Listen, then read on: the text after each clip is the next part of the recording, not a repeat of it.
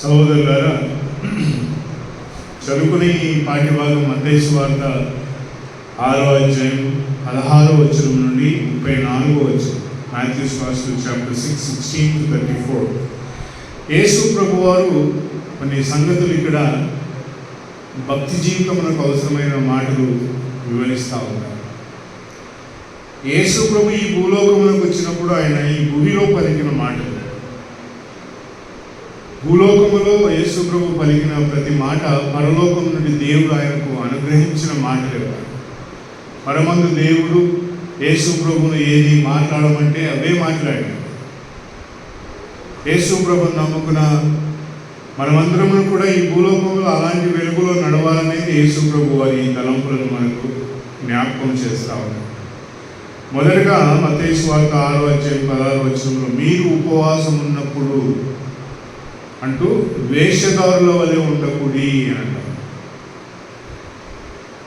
యేసు ప్రభు ముందు మీరు ఇలాగ చేయండి ఉపవాసం ఉండడానికి అని చెప్పడం. ఈ బిగిన్స్ ఆయన ఆరంభించడం ఎలాగో ఆరంభిస్తున్నాడంటే, నువ్వు ఉపవాసం ఉన్నప్పుడు వేషధారుని వలె చేయవద్దు. వేషధారణ అంటే దేవుని తృప్తిపరుస్తూ ఉన్నాము, మేము దేవుని కొరకై చేయించున్నాము అని ప్రజలకు తెలియజేయడం. హిపోక్రసీ అంటారు, హిపోక్రైట్స్ అని ఇంగ్లీష్లో ప్రభు వారు మాట్లాడతారు. దేవునికి చేయించున్నామని ఏం చేస్తారంట, లోకములో తమను తాము కనపరచుటకు చేయువాడే వేషధారి. ఈ లోకంలో అనేకులు అలా కనబడతారు, అందరూ కూడా అదే వెలుగులో కనబడతారు. యేసు ప్రభుని నమ్మిన వాడు నిజమైన వెలుగులో నడిచేవాడు దినమైన వెలుగులో ఉంటాడు. దేవుని తృప్తిపరచాలని గొప్ప గొప్ప కార్యాలు చేస్తూ ఉంటారు, కానీ మనుషులకు కనపరచడానికే చేస్తారు. అనేక నివాసాల దగ్గరికి వెళ్తే ఎంత శుభ్రంగా ఉదయకాలం లేని శుభ్రంగా ఉంది. ఏమి ఇలాగ శుభ్రంగా ఉంది అంటే కనపరచడానికి. ఎందుకు ఇది చేసినాం, ఎందుకు ఇది గీసినాం, ఎందుకు ఇలాగ చేసినారు అని అంటే వి వాంట్ టు షో. ఎవరికి చూపించడానికి, లోకానికి చూపించడానికి. అలాగే మనుషుడు తన జీవితంలో యేసు ప్రభు లేకుంటే తన జీవితం అంతా లోకములో తనను తాను ప్రదర్శించడానికి, చూపించడానికే సరిపోతుంది. లోకములో ప్రతిదీ కూడా, ఎందుకంటే పాపంలో ఉన్నాడు కనుక. పాపంలో ఉన్నవాడు ఏం చేస్తాడంటే పాపభూయిష్టమైన ఈ లోకమునకు సంబంధించిన క్రియలు మాత్రమే చేస్తాడు, కానీ పరలోకమునకు సంబంధించిన క్రియలు చేయడు. ఈ లోకము దాని నటనంతయు కూడా గతించిపోవచ్చున్నదని యాకోబు తన పత్రికలో మాట్లాడతాడు. ఈ లోకమును ప్రేమించేవాడు దేవునితో వైరము కలిగి ఉన్నాడు అని మాట్లాడు. ఈ లోకానుసారంగా నడిచేవాడు ఈ లోక సంబంధమైన వాడు అని బైబిల్ మాట్లాడతాడు. శరీర సంబంధమైన వాడు శరీరమును ఉద్దేశించి నడుస్తాడు. యేసు ప్రభు ఈ భూలోకమునకు ఎందుకు వచ్చినాడంటే, వేషధారుల వలె మీరు జీవించకండి. వేషమును అంటే ఒక డ్రామా చేయాలనుకున్నా, ఒక స్కిట్ చేయాలనుకున్నా దానికి తగినట్టుగా మనుషులు ఏం చేస్తారంటే ఆభరణాలు ధరించి, వస్త్రాలను ధరించి ఆ కార్యములకు సంబంధించిన రీతిగా తమ తాము కనపరుచుకుంటారు. అయితే దేవుడు అలాగూ నువ్వు చేయవద్దు. Don't begin your life. Yesu ప్రభువును నమ్ముకున్నవాడు ఈ భూలోక సంబంధమైన వెలుగులో నడవవద్దు అని దేవుడు బోధిస్తాడు. యేసు ప్రభువును నమ్ముకున్నావా అనేది ప్రశ్న ప్రియుల.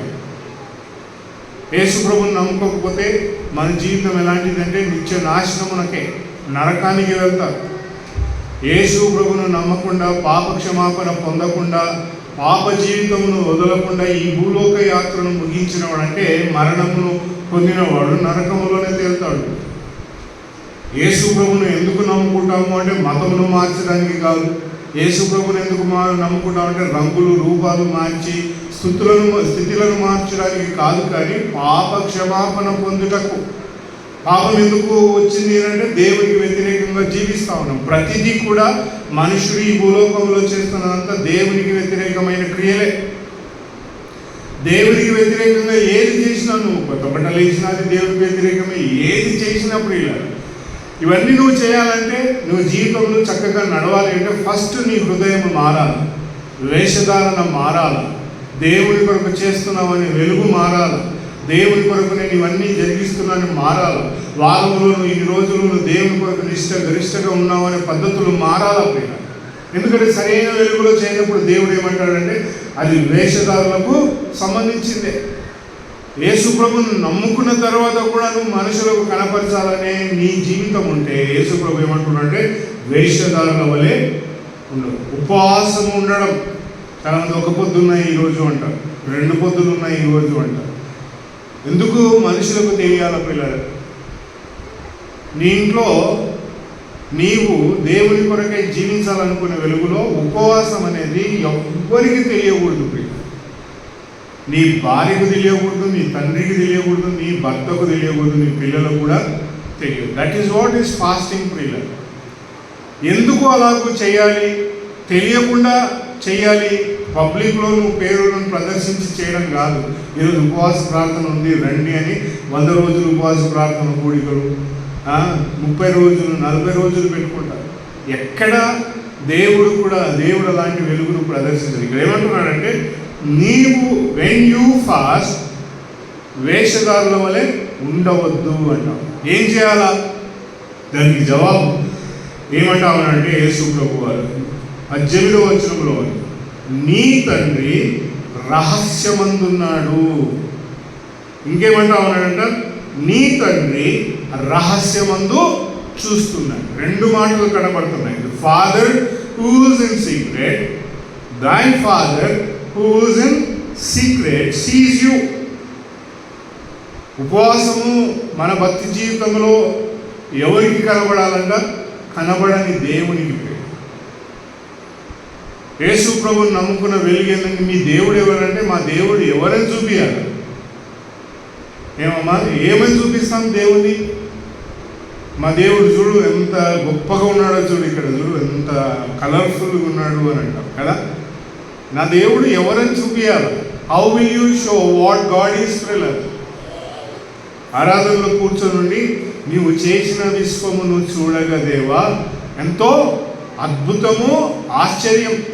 విశ్వము లేనప్పుడు విశ్వమును చూస్తేనే అంత ఆశ్చర్యంగా నీకు కనబడితే ఆ విశ్వమే లేనప్పుడు దేవుడు ఎలాగున్నాడో ఒక్కసారి మనకు కనబడుతుంది. గ్లోబ్ కనబడుతుంది, నక్షత్రాలు అన్నీ చూడగలము, గూగుల్ ఓపెన్ చేయగానే అంత గ్యాలక్సీ అంతా కనబడుతుంది. బట్ థింక్ ఆఫ్ దాట్ పిల్లల, దేవుడు అది లేనప్పుడు, ఆకాశం లేనప్పుడు, భూలోకము లేనప్పుడు, సూర్యచంద్ర నక్షత్రాలు లేనప్పుడు హౌ వాజ్ హీ? ఆది యందు దేవుడు అంటే భూమి ఆకాశములను అంటే వెన్ నథింగ్ వాజ్ దేర్. నేను ఈ మాట ఎందుకు చెప్తున్నాను? రహస్యమందున్న దేవుడు ప్రియ. Where was God? దేవుడు ఎక్కడున్నాడయ్యా అంటే ఇప్పుడు అంటే రాజు ఎక్కడ ఉంటాడంటే రాజ్మహల్లో ఉంటాడు. ఆయన ఎక్కడుంటాడు అంటే గేట్ వస్తుంది, అక్కడ రాజభటులు ఉంటారు. దాటిపోయిన తర్వాత అక్కడ ఇంకొకరు ఉంటారు, ఇంకొకరు ఉంటారు. ఆ భటులందరినీ దాటిపోయి వెళ్తే రాజు తన సింహాసనంపై ఆసీనుడై ఉంటాడు. ఫ్రెండ్, నీ భక్తి జీవితంలో నీవు నిజంగా దేవునికి నీవు కనపరుచుకోవాలి అని అంటే కనబడే వాటి ఎదుట కనపరుచుకోకు అని చెప్తా ఉన్నాడు. దేవుని గురించి తెలుసుకోవాలా, దేవుని గురించి నువ్వు ప్రదర్శించుకోవాలంటే కనబడే వస్తువుల ఎదుట, కనబడే వ్యక్తువుల ఎదుట నీవు కనపరుచుకోకు. That is what God is prayer. కనబడే వస్తువులు ఏంటంటే ఏ వస్తువు తీసుకున్నప్పుడు నువ్వు ఎంత పెద్ద గుడికి వెళ్ళినా, ఎంత పెద్ద సిలువ పెట్టుకున్నా, ఎంత పెద్ద ప్రతిమ నిలబెట్టినా కూడా దాని ఎదుట డోంట్ షో యువర్ డివోషన్ అంటా ఉన్నాడు. నీ భక్తిని దాని ఎదుట కనపరచు. వ్యక్తులు వచ్చినా కూడా వ్యక్తుల ఎదుట కనపరచవు. నేను స్నానం చేసుకుని నన్ను ముట్టొద్దు, నేను దేవునికి నైవేద్యం చెల్లించేదాకా నన్ను ముట్టవద్దు అంటారు. మనుషులను కనపరిచేది కాదు ప్రయోజన దైవక్రియలన్నీ కూడా. యేసు ప్రభుని నమ్ముకున్న వారి జీవితంలో యేసు ప్రభు నిజమైన వెలుగును మన జీవితంలో తీసుకొచ్చినాడు. సత్యమైన వాడు దేవుడు కనుక ఆయన వెలుగులో దేవుడు నీకు ఎక్కడున్నాడు, ఏది ఉన్నాడు, ఏది చూపిస్తావు? ఏది చూపించి దేవుడు అని చెప్పలేవు. చెట్టును చూపించలేవు, గాలిని చూపించలేవు, వెలుగును చూపించలేవు, తర్వాత అగ్నిని చూపించలేవు. అన్నీ కనబడుతున్నవే. నువ్వేం చూపిస్తావు అంటే what is the new in that? నన్ను కొత్తదేముంది? నువ్వే పుట్టినప్పటి నుంచి చూస్తూనే ఉన్నావు. దేవుడు అలాంటి వాడు కాడు. నీవు పాపి కనులకు కనబడు. నా నేత్రాలను చూడవు. ఈ విధంగా బలహీనమైన నేత్రాలు, పాపములో జన్మించిన నేత్రాలు కనుక ఈ నేత్రాలతో నేను ఎప్పుడు చూడగలుగుతానంటే ఎప్పుడైతే ఈ దేహం మహిమ కలిగినదిగా మారుతుందో, ఈ దేహం ఉన్నతమైన వెలుగులో దేవుని కొరకు నేను వెళ్ళి పరలోకం వెళ్ళినప్పుడు ఈ దేహం అప్పుడు చూసి, అంతవరకు నా ఆత్మలో దేవుని చూడాలని. అంతలో నేను చనిపోతే నా ఆత్మ వెళ్ళి దేవుని చూస్తుంది. But this body cannot see what God is. దేవుడు కనబడతాడా అంటే హీ మైట్. ఆయన కనబడే వెలుగు, ఆయన మాటలు వినబడతాయి, కొంతమందికి అన్ని జరుగుతాయి. But you cannot say this is God. కనబడని వాటి ఎదుట నీ భక్తిని ప్రదర్శించవద్దు. బైబిల్ బుక్కులు తెలుస్తారు, తీసుకొని ఏం చేస్తారంటే అని ముద్దు పెడతారు. What is there? ఇందులో ఏముంది ముద్దు పెట్టడానికి? కనబడని దేవునికి నీవు చేయాలి. రహస్యమందున్న దేవుడు, నువ్వు ఎక్కడ దాచుకున్నావో నాకు తెలుసు అంటారు. రహస్యమైన చోటు పేరు. యేసు ప్రభువుని నమ్ముకునేవాడు రహస్యమైన ఉన్న దేవుడు. యేసు ప్రభు యోహాను సువార్త 4:24 అంటే దేవుడు ఆత్మ కనుక ఆయనను ఆరాధించేవారు ఆత్మ. యేసు ప్రభువుని నమ్ముకున్నాక మనము నా భక్తి ప్రయాణం అంతా కూడా కనబడని వెలుగులో నేను కనబడింది. అందుకే అక్కడ అంటున్నాను, ఉపవాసం ఉంటే ఏం చేయాలంట? Father who's in secret. నీ దేవుడు ఎక్కడున్నాడు? మా దేవుడు ఎక్కడున్నాడు? అన్యజనులు మా దేవుడు ఎక్కడున్నాడు అని అంటారు అంటే 115 కీర్తన చదవపై 115 కీర్తన. అక్కడ ఒక భక్తి పరులను అడిగినారు, వేర్ ఇస్ యువర్ గాడ్? 2వ వచనం 115 కీర్తన 115, Psalm 115 2వ వచనం 3వ వచనం. వారు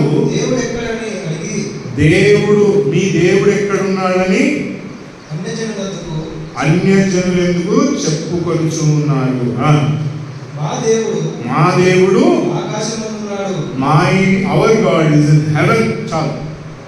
అన్యజనులు ఎందుకు మీ దేవుడు ఎక్కడున్నాడయ్యా అని అడిగితే ఏం చూపిస్తారు పిల్లలు? మీరు ఇక్కడ కూర్చున్న మనల్ని మీ దేవుడే చూపియ్యా అంటే ఏం చెప్తారు?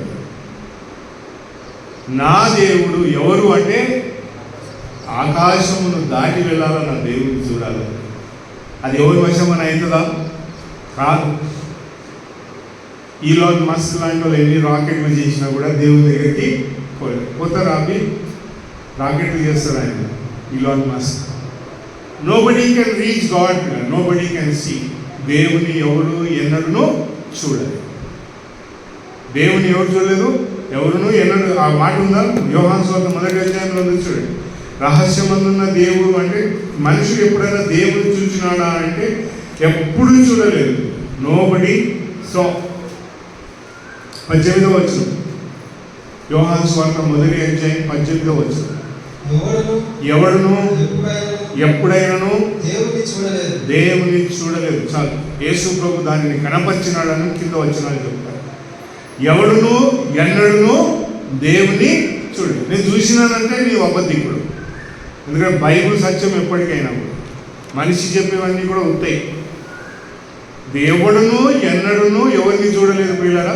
దేవుని చూడాలి. అందుకే కనబడని దేవునికి ఏం చేయాలంటే రహస్యమందున్న దేవునికి ఆయన మత్తయి సువార్తలో మనం చదువుకున్న పాఠ్య భాగంలో కనబడని దేవునికి కనబడని క్రియలు చేయి. The father who sees the in secret, the father who is in secret.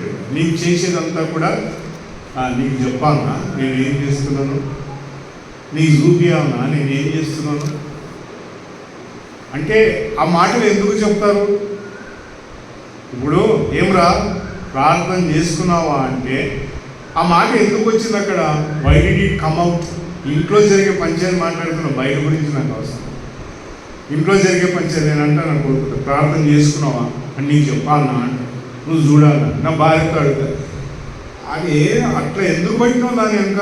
కనీసం ఇంకా బైబిల్ చదువుకోరాదు, ప్రార్థన చేసుకో, నువ్వు చూసినావా నీకు చెప్పాలన్నా అంట.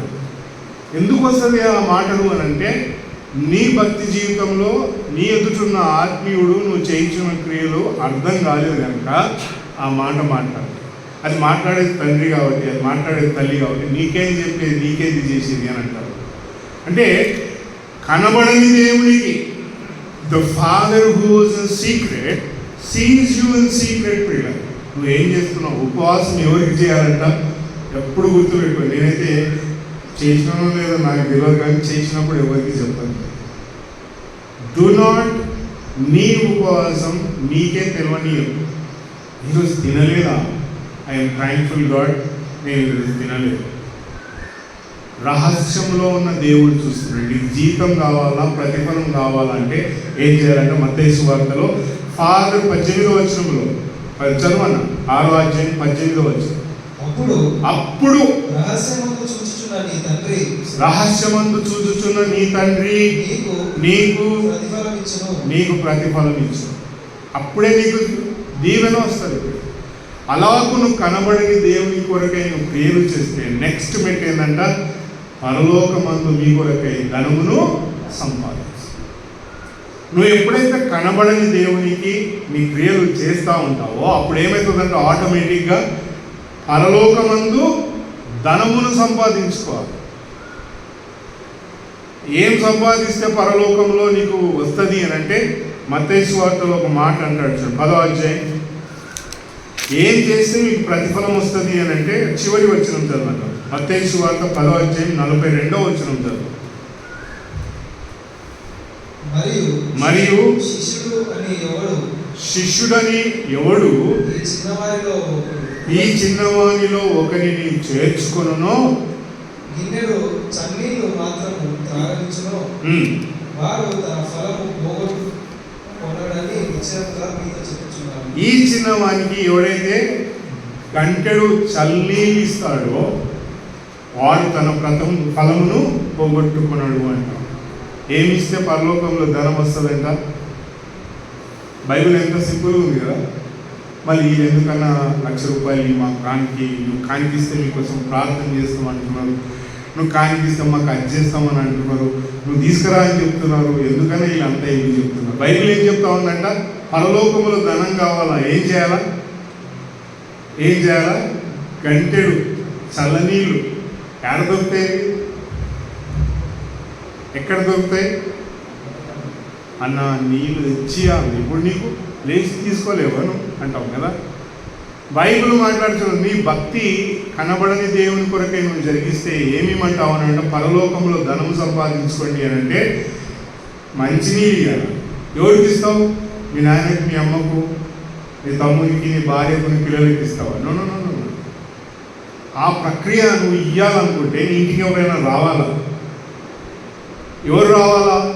శిష్యుడని ఎవరిని చేర్చుకుంటారు. అక్కడ పైన మంచి మాటలు ఉన్నాయి పిల్లలు. అక్కడ ఏమంటాడంటే 10వ అధ్యాయంలో ఆ శిష్యుడని చివరికి చెప్తాడు. కానీ he that receives a profit in the name of profit అని రాయబడి, ఎవడైతే ప్రవక్త అని ప్రవక్తను చేర్చుకున్నానో, ఇంకా కింద ఎవడైతే నీతిమంతుడని చేర్చుకున్నానో వానికి ప్రవక్త ఫలము, నీతిమంతుని ఫలము. మూడోది ఏమంటాడంటే ఈ చిన్నవాణిలో ఎవడైతే ఈ చిన్నవాణ్ణి చేర్చుకుంటావు వానికి నీకు ధనం పరలోకంలో కావాలంటే ఎవరిని చేర్చుకోవాలంటే ప్రవక్త. అంటే ఎవరు? వచ్చి దేవుడు నీతో నాకు ఇట్లా చెప్పిండు, నువ్వు ఇది చేస్తే నీకు బాగవుతుంది, నీ ఇంట్లో ఇలాగ జరుగుతుంది, దయ్యాలు పెట్టినారు, నీకు చేతబడి వేసినారు అని ఎవడైనా వచ్చి చెప్తే వాడు ప్రవక్త కాదు. ప్రవక్త ఎప్పుడు కూడా ఏం చెప్తాడు అంటే నీ హృదయం దేవునికి అంటాడు. అంతే. ప్రవక్త చేసే పనంతా ఏంటంటే నీ హృదయమును దేవుని వైపు మళ్లించేవాడు ప్రవక్త. ప్రియుల, నేను భయపెట్టించేవాడు కాదు, భవిష్యత్తులో జరిగేవాడు. భవిష్యత్తు అంతా దేవుడు బైబిల్లో రాసినాడు. ప్రకటన గ్రంథంలో అంతము, ది ఎండ్ అని రాసేసినారు అక్కడ. ఇంకా కొత్తగా వచ్చి దేవుడు నీకు ఏమీ చెప్పాడు. ప్రియుడు, ప్రవక్తను చేర్చుకున్న వానికి ఏముంటుందంట? ప్రవక్త ఫలం. అంటే వాక్యం చెప్పేవాడు ప్రవక్త. అంటే మీరు అందరూ ప్రవచించవలనని నేను కోరుకొనుచున్నానని 1 కొరింథీ పత్రిక 14వ అధ్యాయంలో. సో వాక్యం చెప్పేవాడిని నువ్వు ఇంట్లో చేసుకుంటే ఏమొస్తుందంట? వాక్యం చెప్పేవాడికి దేవుడు ఏం ఫలం ఇస్తాడో ఆ ఫలం నీకు వస్తుంది. ఇది ఎక్కడుంటుంది? పరలోకంలో. వాక్యం చెప్పిన వాడికి నువ్వు చేసుకోగానే ఏమైందంటే వాడిని పోయింది, నీకు వచ్చేసింది, ట్రాన్స్ఫర్ అయిపోయింది. అలా నీ గూగుల్ పే కొట్టాను ఉంటుంది కదా, నీ దాంట్లో నా దాంట్లోకి ట్రాన్స్ఫర్ అయిపోయింది. నేను వాక్యం చెప్పినా, ఎవరైనా వాక్యం చెప్పినారు ఇంటికి ప్రవక్త అని నన్ను చేర్చుకుంటే ఏం జరుగుతుందంట? నాకు రావాల్సింది నీ దగ్గరికి ట్రాన్స్ఫర్ అయ్యింది. ఇది ఎక్కడికి పోతుందంట? పరలోకంలో రిజర్వ్ అయిపోతుంది. రెండోది ఏంటంటే నీతిమంతుడని ఎవరిని చేర్చుకుంటాడో, నీతిమంతుడు ఎవరు పిల్లలు? యేసు ప్రభుని నమ్మినవాడు నీతిమంతులుగా మార్చబడినాడు. వాక్యం చెప్పిన ఒక్కరిని చేర్చుకుంటే అయిపోతుందయ్యా. మరి నీతిమంతులు అంటే పరిశుద్ధులందరూ కూడా యేసు ప్రభుని నమ్మినవాడు, వారిని చేర్చుకుంటే ఏమంటారా? పరలోకం. శిష్యుడని చిన్న అల్పమైన వాడిని అప్పుడే నమ్ముకున్నాడు, ఇంటికి వచ్చినంటే రాబిడ్డ అని చేర్చుకున్నాడు. పరలోకంలో ధనం ఉందా? అక్కడ ఏముండవంట? చిమిటలు ఉండవు, దొంగలు ఉన్నారు. ఇక్కడ ఏముంటుందంట? చిమిట ఉంటుంది, దొంగలు ఉంటారు. పరలోకంలో ఎవ్వడూ దోచుకోలేని నీ క్రియ రహస్యమందున్న దేవునికి నీ క్రియ కనబడితే రెండో మెట్టు ఏమంటున్నాడు వేసుకోవాలంటే ధనమును దాచుకోవాలి. ఎందుకంటే రహస్యమందున్న దేవుడు నీ క్రియలు చూస్తున్నాడు కనుక నువ్వు ఇప్పుడు ధనమును పరలోకమందు దాచుకో. ఇంకేమంటా ఉన్నాడు కిందికి వస్తే అక్కడ 6వ అధ్యాయంలో ఈ గోస్ బ్యాక్, నీ దేహము ఏమంట? The lamp of the body is the I. నీ కనులు దేహమునకు దీపమై ఉన్నవి. దేవునికి చేసిన క్రియలన్నీ కూడా రహస్యంగా ఉన్నాయి కనుక పరలోకంలో ధనమును సంపాదించుకుంటున్నావు కనుక ఇప్పుడు నీ దేహం ఎలా ఉండాలంట? It should be like a lamp క్రియ. 1 కొరింథీ పత్రిక 6వ అధ్యాయంలో పౌలు ఒక మాట దీని గురించి మాట్లాడతాడు. 1 కొరింథీ పత్రిక 6వ అధ్యాయంలో పౌలు ఈ సంగతి చెప్తా ఉన్నాడు. ఏదో మాట మనం గమనిస్తే 19వ వచనం చాలు. 1 కొరింథీ పత్రిక 6వ అధ్యాయం 19వ వచనం. మీ దేహము దేవుని వలన మీకు అనుగ్రహింపబడినది. మీ దేహము దేవుని వలన మీకు అనుగ్రహించబడినది. మీలోనున్న పరిశుద్ధాత్మకు ఆలయమై ఉన్నదని మీరు ఎరుగరా. నీ దేహం ఎవరి ద్వారా అనుగ్రహించబడిందంట? దేవుని ద్వారా. ఈ దేహమునకు ఎవరు వెలుగంట? నీ కన్నులు ప్రియ. ఇంకేమంటావు అంటే ఈ దేహములో దేవుని ఆత్మ ఉన్నది, పరిశుద్ధాత్ముడు ఉన్నాడు కనుక నీ జీవితం ఎలాంటిదంట? ఎప్పుడైనా మీరు దయ్యాలు పట్టిన దగ్గర పోయి కూర్చున్నారు? ఎప్పుడన్నా దయ్యం పట్టిన ఎదురుగా కూర్చున్నావా? ఏమన్నా అది కళ్ళు తెరుస్తాడా? దయ్యం పట్టిన ఎదురుగా నువ్వు పోయి కూర్చుంటే వాడు కన్నులు తెరమంటే కూడా తెరవడు. ఎందుకు తెరవడు? వాక్యం చెప్తుంది దేవుడు. నీ దేహం ఏంటంట? It's a light ఫ్రీలా. యేసు ప్రభుని నమ్ముకున్న వాడి దేహం ఎలాంటిదంటే వెలుగుమయం. ఏమైనా సమాధుల పక్కన కూర్చున్నాడంటే నా దగ్గర లైట్ ఉంది, ఆ లైట్ చూసి సీకరు పోతుంది, అంతే, ఉండదు ప్రియుల. భయపడని వాడు ఎవరు అని అంటే యేసు ప్రభుని నమ్మని వాడు. నమ్మేవాడు క్షమించాలి. యేసు ప్రభుని నమ్ముకున్న వాడి దేహం ఎలాంటిదంట? It's a transformation of light ఫ్రీలా. వెలుగు. ఆ వెలుగు ఎక్కడుందంట? కన్నులతో నీకు అంత స్పష్టంగా కనబడుతుంది ప్రియ. ఉదాహరణకు నీకు స్పష్టంగా ఎట్లా కనబడుతుంది అంటే ఒకడు రోడ్డు మీద తైతక్కలు ఆడుతున్నావు, వెలుగు కలిగిన నీ కన్నులు దాన్ని చూస్తుంటే నువ్వేమంటావు? అది రైట్ అంటావా? ఎందుకంటే your I is a light Priya. It's a అదే నా ఇంట్లో నా పిల్లవాడు ఆడుతున్నాడు అనుకో, that's a joy for me. ఎందుకంటే నా ఇంట్లో నా పిల్లవాడు నా కొరకు చేస్తున్నాడు. లోకంలో చేస్తున్న ప్రతి ప్రక్రియ ఎవడైనా ఇప్పుడు ఎవరైనా కొడుతున్నాడు అనుకో, ఏమంటావు? నీ కన్నులు ఏం చూస్తున్నాయని? This is not right. ఎందుకని చెప్పగలుగుతున్నా అంటే పరిశుద్ధాత్ముడు నీలో ఉన్నాడు కనుక నీ దేహమునకు వెలుగు నీ కన్నులు కనుక. కళ్ళు మూస్తే ఏం కనబడదు, ఎవరు నీ పక్కకున్నది కూడా చెప్పలేము. కన్నులు మూస్తే ఏది అర్థం కాదు. So when you are in light, Yesu ప్రభు అంటున్నాడు, ఇదిగో పరలోకంలో ధనమును సంపాదించుకో. ఎందుకంటే నీ దేహము ఇట్స్ అ లైట్ ఫ్రీలా. వెన్ యు సీ భూలోకంలో జరుగుతున్నవన్నీ చూసి నీకు సంతోషం అనిపిస్తుందా? లేదు. ఒక ఆయన వచ్చి నాతో అంటాడు, ఈయన దించాలన్న వీడు మొత్తం దేశమును సర్వనాశనం చేసినాడు, వీళ్ళంటే చాలా వ్యతిరేకత ఆయనకు, ఈ మొత్తం 15 సంవత్సరాలు నాశనం పట్టించినాడు, ఈయన దింపాలని. దింపు మరి పోయి దింపు, నీకు శాతనవుతుందా? ఆడు కూర్చొని ఢిల్లీలో కూర్చొని 15 సంవత్సరాలు అవుతుంది, ఈయన దించేసారా ఆయన అంటే నీ వల్ల అవుతుందా? నీ వల్ల అయ్యేది ఏంటంట? రాజుల కొరకు, అధికారుల కొరకు ప్రార్థన చేయాలి. ఎవరి కొరకు ప్రార్థన చేయాలా? నీ జీవితంలో దేవుని కొరకు, దేవుడు నిర్ణయించిన వాటి కొరకై ప్రార్థన చేయాలి. అలాగ చేస్తే దించాలన్నా ఎత్తాలా ఆయన ఇష్టం. కానీ దేవుడు మాట్లాడు నీ దేహము 24 వచనంలో ఏమంటున్నాడంటే, ఇదిగో నీ దేహం వెలుగుమయమై ఉన్నది కనుక ఇద్దరి మా యజమానులకు పనిచేయండి. ఎవరి కొరకు పనిచేయదంట? ప్రార్థనలోకి వచ్చి కూర్చుంటాం, మంచి పాట పాడుతుంటే ఫోన్ వచ్చింది, లేచి ఏం చేస్తాడు? బయటికి పోయి ఇక్కడ ఒక యజమానుడు ఉంటాడు, బయట ఫోన్లో ఇంకొక యజమానుడు ఉంటాడు కదా. ప్రార్థన చేస్తుంటే వెంటనే సెల్ ఫోన్ మోగుతుంది, అది అలా పడేసి ఫోన్ తీసుకొని ఫోన్ మాట్లాడతాడు. అంటే whom are you talking with? ఇవన్నీ భక్తికి సంబంధించినవి. నేను ఎవరినో ఉద్దేశించి మాట్లాడాను, నన్ను నేను చెప్పుకుంటున్నాను. When I speak with God, Bible నా ఎదుగుతుంది అని అంటే నేను బైబిల్ నన్నా చదువుతా, లేదా ఫోన్ అన్నా చూస్తా. రెండు కలపొద్దు పిల్లలు. ఇద్దరికి దాసులు కాలేరు మీరు. అప్పుడే మీరు దీవెన ప్రియులు. రహస్యమందున్న దేవుడు నిన్ను చూస్తున్నాడు కనుక నువ్వు చేసేదంతా కూడా దీవెనకరంగా కావాలంటే ఏం చేయాలంట? ప్రార్థన కూర్చున్నప్పుడు నీకు ప్రార్థనే. బయటకు పోయినా నీ పనులు ఉన్నప్పుడు నీ పనే ఇంకా అక్కడ దేవుడి గురించి మాట్లాడకు. నువ్వు మాట్లాడకుండా నీ పనిని చక్కగా చేయి. అదే సాక్ష్యం. ఎదుటిన్నవాడు నిన్ను చూసి నమ్ముకుంటాడు. నువ్వు పనులు చేసుకుంటూ దేవుని గురించి మాట్లాడంటే ఆడు ఏమంటాడు? నువ్వు పని చేయడానికి వచ్చినావా? రే మా లెక్చర్ అన్నాడు, మా టీచర్ మా కాలేజీలో అన్నాడు, నువ్వు చదువుకోనికి వచ్చినావా? యేసు ప్రభు నువ్వు చెప్పడానికి వచ్చినావు. ఇక కాలేజీకి రా, దేవుని కూడా ఇదిగో కైసర్నకి దేవుంది దేవుడు.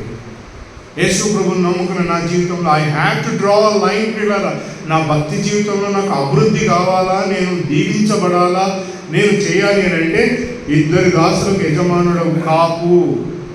ఇద్దరు దాసులకు యజమానుడు అయితే ఏమైందంటే, అబ్బా మన దగ్గర పోయినా ఏమో వాడు జీతం ఇస్తాడో ఇయ్యడు, డబ్బులు ఇస్తాడో ఇయ్యడు, మన దగ్గర పోయినా ప్రార్థన వదిలిపెట్టి ఆడిపోయినా పరిగెత్తుకుంటా అన్న, వాడు ఇస్తాడో పని వస్తుందని పోయినా అన్న, ఆఫీస్లో రమ్మన్నారన్న, కానీ పోతే ఎవడు. కింద ఏమంటారంటే 25 వచ్చిన, do not be careful about your life. నువ్వు ఎప్పుడైతే ఒక యజమానునికి దాసుడు అవుతావో అప్పుడు ఏం జరుగుతుందంట? నీ ప్రాణమును గురించి, నీ జీవితమును గురించి నువ్వు చింత పడవద్దు. Do not. 25వ వచనంలో ఉంది, అదేం చదవను ఒకసారి తెలుగులో. అందువలన నేను మీతో చెప్పున్నదేమనగా ఏమి తిందుమో త్రాగుదుమో అని మీ ప్రాణమును గురించేను, ఏమి ధరించుకుందుమో చింత వలదు. ఒక యజమానికి నువ్వు దాసుడు కనుక ఏం తినాలా, ఏం తాగాలా, ఏం వేసుకోవాలి, ఇవంతా లోకస్తులు ఆలోచిస్తారు.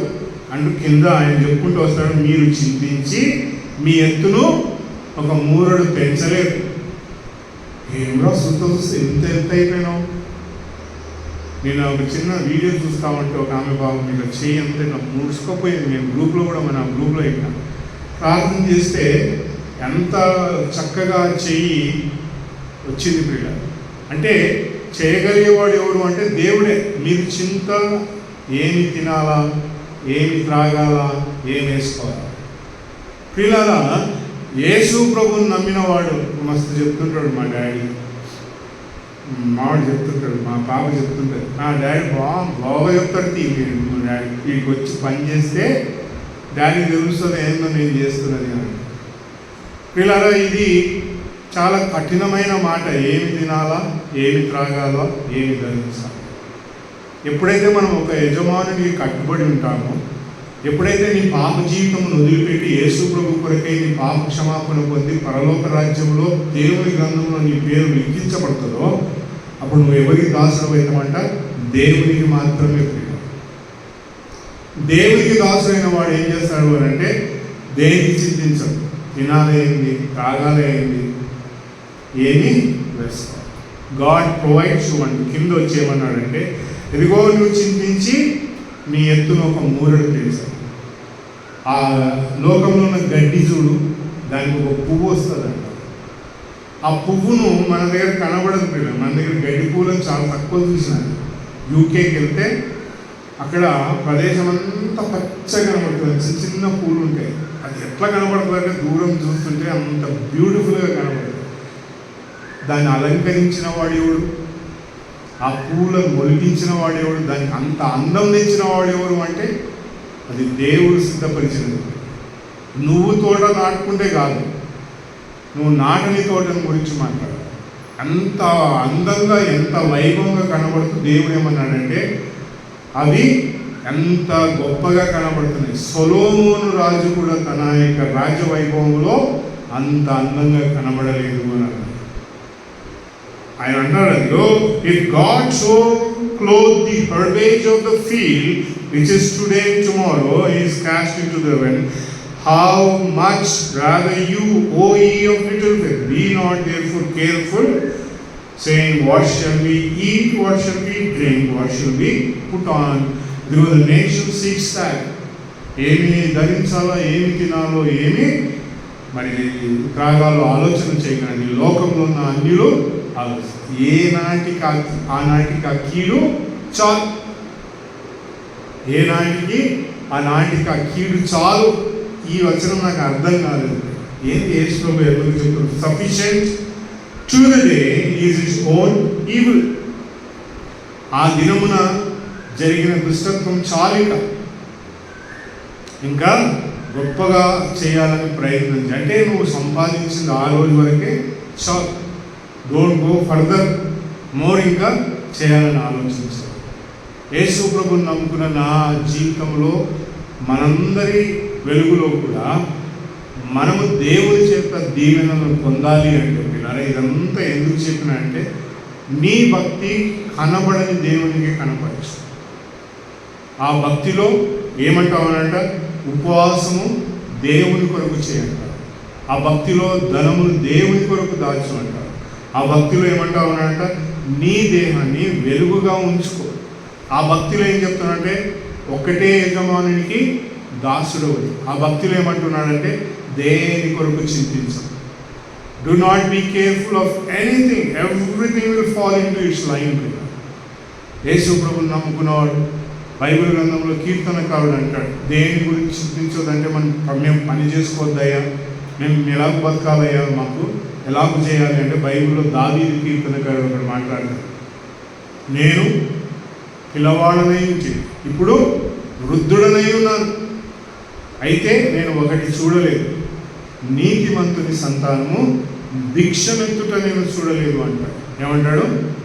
నీతిమంతుని సంతానం. నీతిమంతుడు ఎవరు? యేసు ప్రభువును నమ్ముకున్న, యేసు ప్రభువును నమ్ముకున్న వాని సంతానము విలువబడుటయు భిక్షమెత్తుటయు నేను చూడలేదు. పిల్లరా, యేసు ప్రభువును నమ్ముకున్న మన జీవితంలో దేని కొరకు చింతొద్దు. నీ భక్తి ఎలా ఉండాలి అని అంటే దేవుని కొరకు ఉండాలి. If you are so nice for God, అందుకే చివరిగా యేసు ప్రభు ఏమన్నాడంటే, ముందు నా రాజ్యమును నా నీతిని వెతుకు. చదువు, ఆ మాట చదివే. ముందు నా 33వ వచనంలో ఉంది, కాబట్టి మీరు ఆయన రాజ్యమును మొదట వెతకండి, నీతిని రాజ్యమును మొదట వెతకండి, అప్పుడు అన్నీ సమకూడి మీకు అనుగ్రహించబడతాయి. రహస్యమందున్న దేవుని వెలుగులో మనం నడిచి దేవుని కొరకు సాగినప్పుడు ఏమంట, everything shall be added unto you, but seek ye first the kingdom of God, therefore all shall be added unto you. అన్నీ నీకు జతపరచబడతాయి. అది ఎంతో దీవెనకరంగా ఉంటుంది. ఇవన్నీ చేయాలంటే ఏం చేయాలంటే ముందు రహస్యమందున్న దేవుడు ఎవరో వెతుకు. ఎవరు ఆ దేవుడు? రహస్యమందున్న దేవుడు యేసు ప్రభువు పేరు. నువ్వు వెతికిన కనబడు బొమ్మలు చూస్తే యేసు ప్రభు కనబడడు, ఏమైనా ధరించుకుంటే యేసు ప్రభు రాడు, కట్టుకుంటే యేసు ప్రభు రాడు, నువ్వు తీసుకుపోయి ఇస్తే రాడు యేసు ప్రభు. యేసు ప్రభు ఎక్కడున్నాడంటే నీ కనులు మూసి నీ మనస్సు పూర్తిగా యేసు ప్రభువా అని అంటే ఆయన నీకు పలికేవాడు. ఎవరి దగ్గరికి వెళ్ళి యేసు ప్రభుని చూయించు అని చెప్పాల్సిన అవసరం లేదు. కనబడని దేవుడు ఆయన దగ్గరికి రావాలంటే నీ జీవితం మారాలి. ఫస్ట్ పాపమును వదిలిపెట్టాలి. పాపం నా దగ్గర ఉందా అంటే పుట్టుకతోనే పాపిని, పుట్టుకతోనే పాపివై ఉన్నావు. నీ పాపము పోవాలి అని అంటే యేసుప్రభు దగ్గరికి రా. యేసుప్రభు దగ్గరికి వస్తే నీ పాప క్షమాపణ దొరుకుతుంది, నిన్ను దేవుడు పరలోకంలో. యేసుప్రభు దగ్గరికి రాకపోతే నరకం, యేసుప్రభు దగ్గరికి రాకపోతే నిత్య జీవము. వచ్చిన వాడు ఎలా ఉండాలన్నా ఈ క్రియలు కనబడని దేవునికి కనబడని క్రియలు చేయాలి. అప్పుడే దీవెన ఆశీర్వాదం. దేవుడి మాటలు మనందరి కొరకే దీవించుగాక. ఆమేన్.